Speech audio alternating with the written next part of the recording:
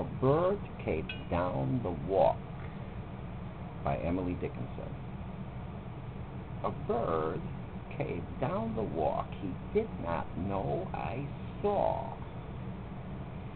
He bit an angleworm in halves and ate the fellow raw. And then he drank a dew from a convenient glass, and then hopped sideways to the wall to let a beetle pass. He glanced with rapid eyes that hurried all around. They looked like frightened beads, I thought. He stirred his velvet head.